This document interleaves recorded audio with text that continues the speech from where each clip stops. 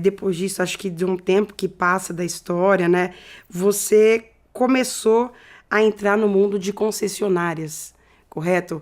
Teve uma presença da Mercedes aí na sua história, que foi antes até mesmo de você ingressar de fato com força aí sobre a sua participação em BMW.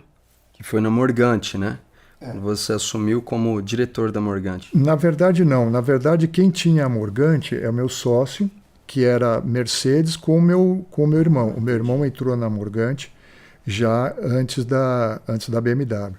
Então, eles tinham... Meu pai também foi diretor da Morgante, né? Aliás, meu pai foi diretor de 2 concessionárias Mercedes nessa época. Uma anterior, que foi a RAR, né? RR Motors. E depois, posteriormente, ele foi trabalhar com o Giovanni, foi ser diretor da Morgante, que era Mercedes. Então, como é que funcionava nessa época?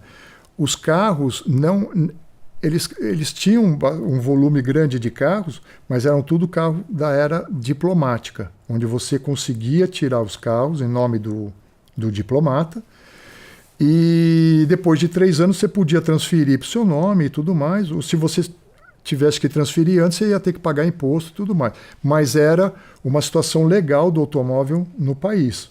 Uma prática que existia com um certo risco, né? Porque rodar com o nome do diplomata corria risco, evidentemente tinha que ser uma coisa muito bem planejada para não dar nenhum erro, né?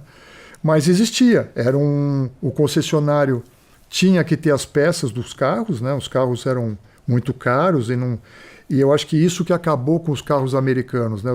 Você não tinha possibilidade de fazer a manutenção. Aí o carro vai ficando esquecido, vai ficando largado, né? Ninguém quer mais um carro que você não possa ter manutenção. Mas nessa época existia manutenção sim, as peças eram originais, vinham importadas, e esses carros, essas Mercedes, eram todas cuidadas aqui no país.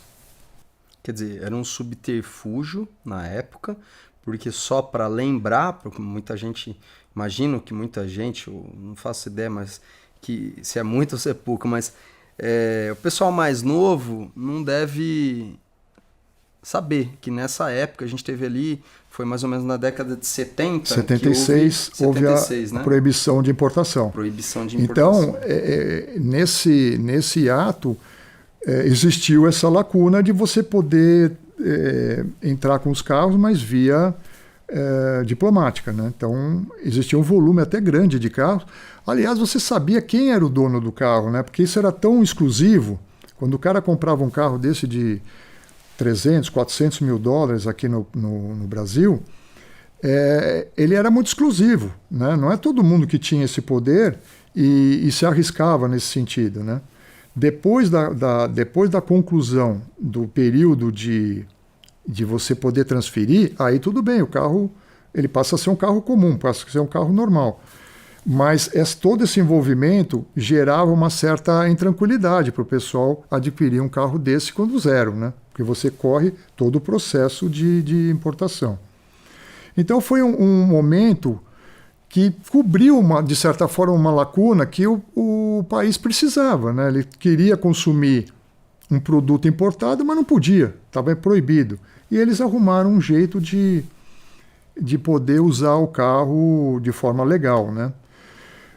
Foi um período longo, né, de 14 anos, e acabou sendo depois aberto com o presidente Collor, né, alterando e abrindo a possibilidade de importação de veículos também. Quer dizer, mudou, dali para frente a gente pode é correto afirmar no seu pensamento que existia então, vamos dizer que um mercado automotivo pré-proibição e um pós-proibição.